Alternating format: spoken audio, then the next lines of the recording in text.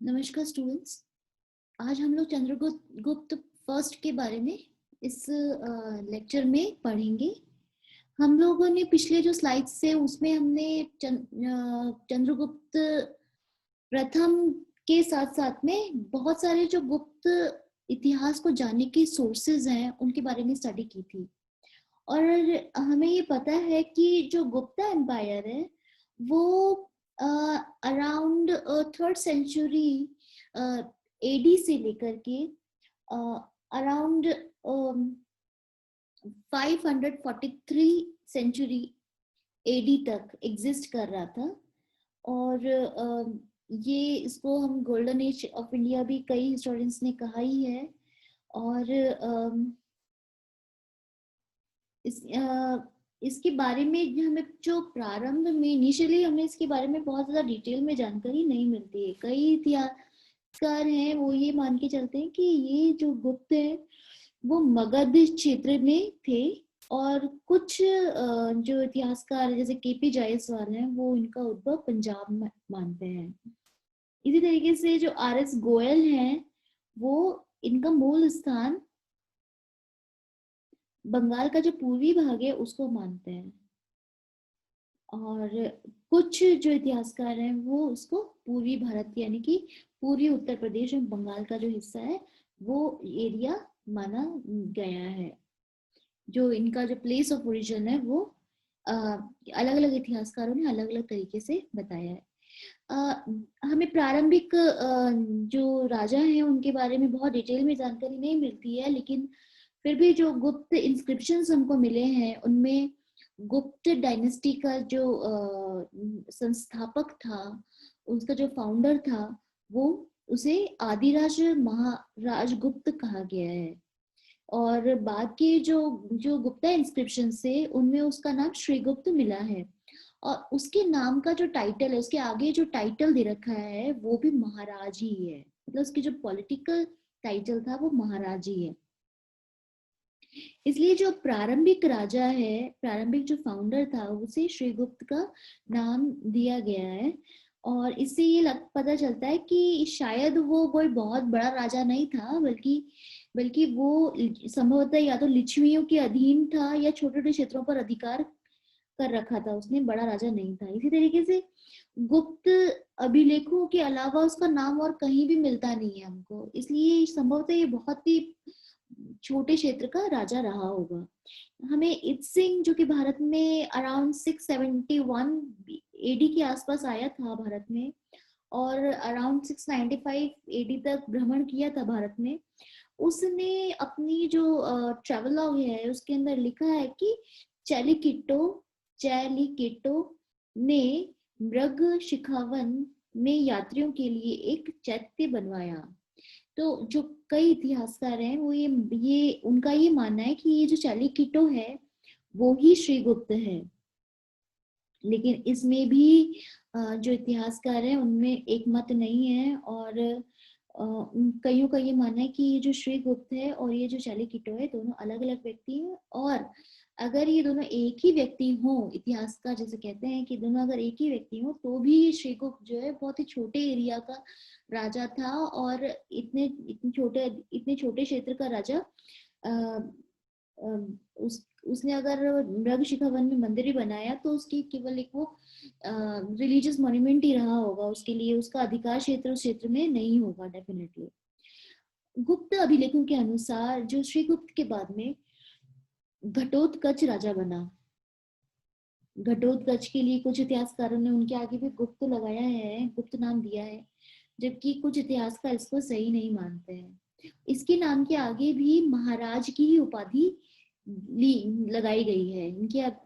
और इससे पता चलता है कि इसके टाइम में भी गुप्तों की स्थिति में कोई बहुत ज्यादा परिवर्तन नहीं आया था। और इसका जो टाइम पीरियड है वो 300 ईस्वी पूर्व से 300 ईस्वी से लेकर के 320 ईस्वी तक माना गया है। अब सबसे जो महत्वपूर्ण राजा जिसके बारे में हम लोग आज डिटेल में पढ़ रहे हैं वो है चंद्रगुप्त फर्स्ट, जो कि अराउंड 320 ईस्वी से लेकर के 328 ईस्वी तक शासक रहा। और ये पहला ऐसा शासक था जो कि स्वतंत्र रूप से उसने राज्य किया था। और इसको पहली बार हमको इसी के नाम के आगे महाराजा धीराज की पदवी मिलती है। और और इससे ये पता चलता है कि उसने अपने बहुत सारे क्षेत्र को जीत करके अपने आप को सामंत पद से मुक्त करवा लिया था। इसके अतिरिक्त हमें इसके बारे में बहुत सारी जानकारी कौमुदी महोत्सव नाटक से भी मिलती है।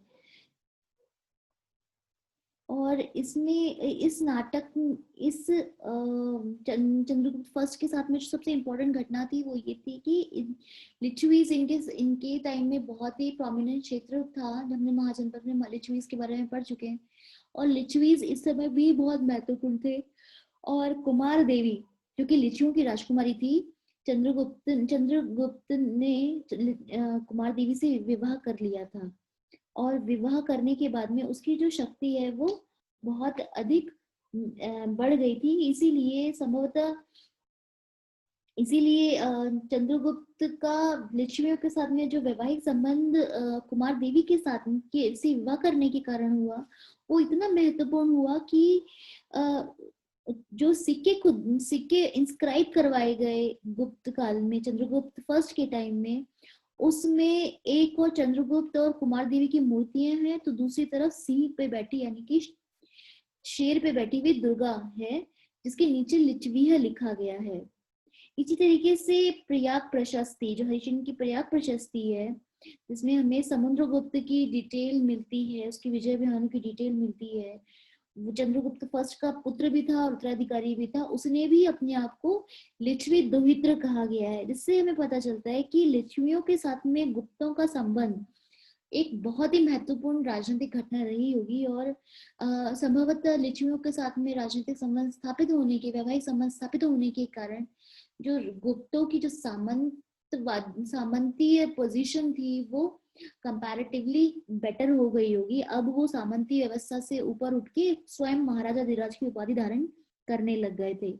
और ये भी संभव है कि लिच्छवियों ने उसे स्वतंत्र महाराजा अधिराज पद दिलवाने में बहुत ही महत्वपूर्ण क्षेत्र दिया था, महत्वपूर्ण रोल प्ले किया होगा। इसी प्रकार से लिच्छवियों ने वैशाली के आसपास का जो प्रदेश है वो भी चंद्रगुप्त को दे दिया था। इस तरीके से जो साम्राज्य विस्तार चंद्रगुप्त ने अपने शासन काल में किया, वो उन सब के कारण वो सामंत के एक नीचे पद से उठकर महाराजा धीराज के पद पर आसीन हो गया। और इसका जो साम्राज्य है वो बहुत ही डिटेल में हमको इसकी जानकारी मिलती है। पुराण में इसके बारे में बहुत ही डिटेल में पता चलता है। और इससे काफी सारे जो क्षेत्र हैं वो जीत लिए थे अपने अपने एरिया के अंदर। तो चंद्रगुप्त मौर्य का जो विस्तार है वो बहुत बड़ा तो नहीं हुआ था, लेकिन फिर भी इतना बड़ा था कि वो महाराजा धीराज अपने आप को कह सकता था। गंगा और यमुना का संगम तक का जो क्षेत्र था वो उसके अधीन था। और प्रयाग, कोसल, साकेत, उत्तर पश्चिमी बिहार उसके अधिकार में आते थे। और उसने अपने राज्यारोहण को चिरस्थायी रखने के लिए उसने उसने अपना एक जो संवत है, जो एरा है, वो भी प्रारंभ किया था। और ये 319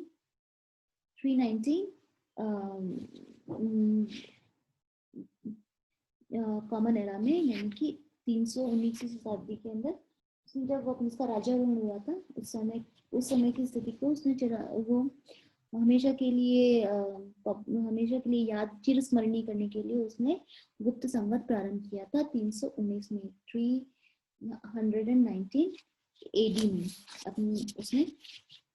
आज के लिए इतना ही। धन्यवाद।